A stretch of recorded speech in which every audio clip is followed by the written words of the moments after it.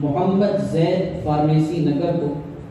موصوف آ کر اپنی تقریر پیش فرمائیں۔ الحمدللہ رب العالمین والصلاة والسلام على من بعثه الله بشيرا ونذيرا وداعيا إلى الله بإذنه وسراجا منيرا فأعوذ بالله من الشيطان الرجيم بسم الله الرحمن الرحيم يا أيها النبي إنا أرسلناك شاهدا ومبشرا ونذيرا وداعيا إلى الله بإذنه وسراجا منيرا صدق الله العظيم۔ اسٹیج پر رونق افروز اساتین علم و فن، دور دراز سے تشریف لانے والے معزز مہمانان اعظام اور آسمان علم کے تابندہ ستاروں، آج کے اس پر رونق فخر المثال تقابلی سلسلے تقاریر میں جس موضوع کو اپنے لبوں کی زینت بنا کر حاضر ہوا ہوں وہ ہے سیرت النبی صلی اللہ علیہ وسلم کا انقلابی پہلو۔ برادران اسلام، امام المرسلین، خاتم النبیین، شفیع المذنبین، رحمت للعالمین، محبوب رب العالمین صلی اللہ علیہ وسلم کی حیات طیبہ اور سیرت مبارکہ کا کون سا گوشہ انقلابی نہیں؟ آپ تاریخ و سیرت کی کتابیں اٹھا کر مطالعہ کریں اور روحانی، دینی، اخلاقی، تمدنی، دعوتی، اصلاحی، سیاسی، حربی، قولی، عملی، تعلیمی، تربیتی کسی بھی پہلو کو دیکھ لے،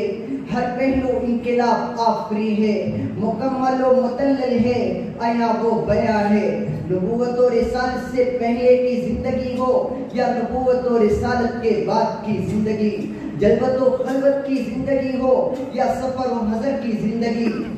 لین دین کا معاملہ ہو یا قول و فعل کا معاملہ، اپنوں سے تعلقات کا معاملہ ہو یا غیروں سے معاملات کا مسئلہ، ہر لحاظ سے سیرت النبی صلی اللہ علیہ وسلم کامل و اکمل بلکہ جامع و اشمل ہے۔ یوں تو دنیا میں بڑے بڑے لیڈر پیدا ہوئے، نامور حکمراں پیدا ہوئے، بے مثال قائدین نے جنم لیا، کسی نے سیاسی انقلاب برپا کیا، کسی نے اقتصادی انقلاب برپا کیا، کسی نے فکری انقلاب برپا کیا، کسی نے تمدنی انقلاب برپا کیا، لیکن صرف محمد عربی نبی امی رسول ہاشمی صلی اللہ علیہ وسلم کی ذات رحمت ہے جس نے ہر اعتبار سے جامع ترین انقلاب برپا کیا، ایسا مکمل انقلاب جس نے قدریں بدل دی، خصلتیں بدل دی، عادتیں بدل دی، عقائد بدل دیے، افکار بدل دیے، خیالات بدل دیے، تصورات بدل دیے، زندگی کا معیار بدل دیا، تاریخ کا رخ بدل دیا، بلکہ طبیعت ہی بدل دی، وہ بھی 23 سال کی قلیل مدت میں، جبکہ انقلاب پیدا کرنے کے لیے صدیاں درکار ہوتی ہے، مگر انقلاب محمدی ربانی انقلاب تھا، آسمانی انقلاب تھا، قرآنی انقلاب تھا، ایمانی انقلاب تھا، جو اپنی سرعت و تاثیر میں بے مثال تھا، اپنی طاقت و وسعت میں بے نظیر تھا۔ اب ذرا اس ماحول اور اس معاشرے کا جائزہ لیجئے جہاں اللہ رب العزت نے اپنے سب سے محبوب و مقبول، صادق و مصدوق، حامد و محمود صلی اللہ علیہ وسلم کو سراج منیر، بشیر و نذیر بنا کر مبعوث فرمایا۔ کیسے بگڑے ہوئے انسانیت افراد کا معاشرہ تھا، ضلالت و گمراہی، جہالت و شفافت، دنایت و رسالت، قباحت و شناعت کا سماج تھا، شراب نوشی عام تھی، قتل غارت گیری کا مزاج تھا، قمار بازی کا دورہ تھا، وحشت و بربریت کا ماحول تھا، فسق و فجور کی فضا تھی، ظلم استبداد کا رواج تھا، اخلاقی اور روحانی گراوٹیں انتہا کو پہنچی ہوئی تھی، انسانیت سوزی، مردار خوری، فحشکاری، بہتان تراشی، افترا پردازی، عصمت دری، اصنام پرستی، بد کرداری، ڈاکہ زنی، چوری چکاری، فتنہ انگیزی کی سوسائٹی میں انسانی درندے رہتے تھے جو اپنی لڑکیوں کو زندہ درگور کرنا فخر سمجھتے تھے، اپنے بھائیوں کو قتل کرنا بہادری گردانتے تھے، اپنی ماں سے شادی کرنا تہذیب سمجھتے تھے۔ کون سی برائی تھی جو ان میں موجود نہ تھی؟ کون سی خباثت تھی جو نہیں پائی جاتی تھی؟ سچ تو یہ ہے کہ پورا معاشرہ جہنم کے دہانے پر تھا، ہلاکت سے دوچار ہونے والا تھا۔ وَكُنْتُمْ عَلَى شَفَا حُفْرَةٍ مِّنَ النَّارِ کا مصداق بنا ہوا تھا۔ مگر اللہ رب العزت کو اپنی رحمت و قدرت کا کرشمہ دکھانا تھا، سڑے ہوئے ناکارہ معاشرے کو دنیا کا سب سے صالح مثالی معاشرہ بنانا تھا، فاسد مٹیریل سے سب سے زیادہ بہترین سامان تیار کرنا تھا۔ لہذا ضلالت و جہالت، سفاہت و شقاوت کی تاریکی میں ایمان کا نور جگمگایا، شرک و کفر کے ریگستان میں توحید کی بہار آئی، وحشت و شیطنت، درندگی و سباعیت کے دلدل میں انسانیت و شرافت کا گلاب کھلا، ظلم و بربریت کی زہریلی فضا میں اخوت و محبت کی مشکبار ہوائیں چلی، عدل انصاف کا پیغام گونجا، خود غرضی و نفس پرستی کے ماحول میں خدا شناسی و حق پرستی کا اعلان سنائی دیا۔ یعنی رسول عربی صلی اللہ علیہ وسلم کی بعثت کے ذریعے ایک نئے انقلاب کا نقارہ بجا دیا گیا، جس کی آواز نے ایوان باطن میں لرزہ پیدا کر دیا۔ مدتوں سے سوئی ہوئی انسانیت نے زندگی کی نئی کروٹ لی، ذلت و رسوائی میں لپٹی ہوئی دنیا نے سر نکالا، نفرت و انانیت کی راہ میں دبی ہوئی، محبت و بھائی چارگی کی چنگاری میں شدت پیدا ہوئی، اور وادی بطحا کے سناٹے میں خلوص الہیت سے لبریز درد و سوز میں ڈوبی ہوئی ایک آواز بلند ہوئی، یا ایوہ الناس قولوا لا الہ الا اللہ تفلحوا۔ یہ صدائے انقلاب تھی، ندائے توحید تھی، وہ بجلی کا کڑکا تھا یا صوت ہادی، وہ بجلی کا کڑکا تھا یا صوت ہادی،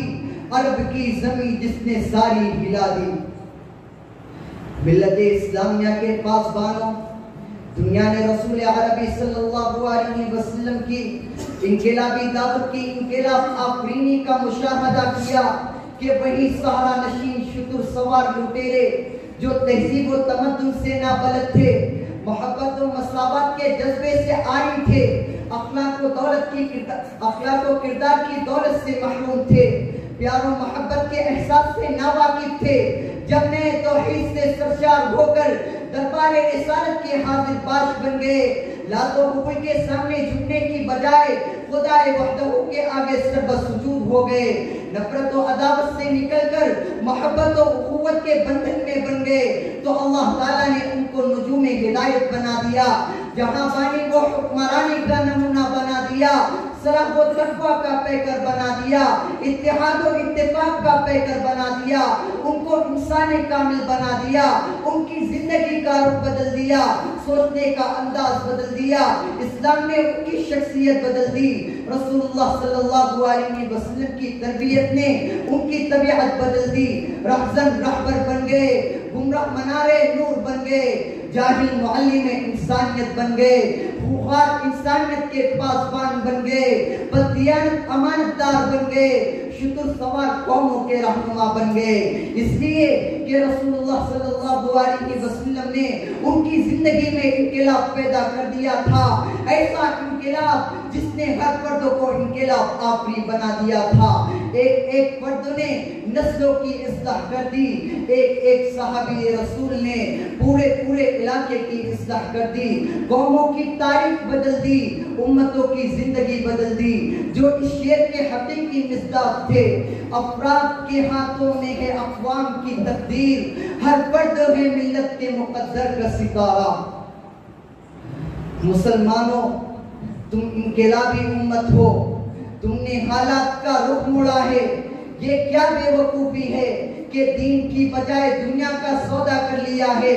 قیادت کی بجائے محکومیت کو قبول کر لیا ہے، عزت کی جگہ ذلت کا لبادہ اوڑھ لیا ہے، تم اپنے اندر روح بلالی کیوں نہیں پیدا پیدا کرتے؟ تم اپنے اندر شان فاروقی کیوں نہیں پیدا کرتے؟ بڑھو، قرآن کو تھامو، نبی کی سیرت کو اپناؤ، تمہارا زوال اقتدار سے بدل جائے گا، تمہارا انحطاط عروج سے بدل جائے گا۔ صحرائے افریقہ تمہارے قدموں کی چاپ سننے کا مشتاق ہے، باہر ظلمات تم کو راستہ دینے کے لیے بےتاب ہے، جبل طارق تمہاری راہ تک رہا ہے، پھر تاخیر کیوں ہے، انتظار کیوں ہے؟ قرآن بھی موجود ہے، اس کی تاثیر بھی باقی ہے، اسلام بھی زندہ ہے، اس کا پیغام بھی زندہ ہے، نبی کی سیرت و صورت بھی موجود ہے، نبی کی سنت بھی موجود ہے، بس ضرورت ہے قرآن کو مضبوطی سے تھامنے کی، نبی کی سیرت و صورت اور سنت کو اپنانے کی،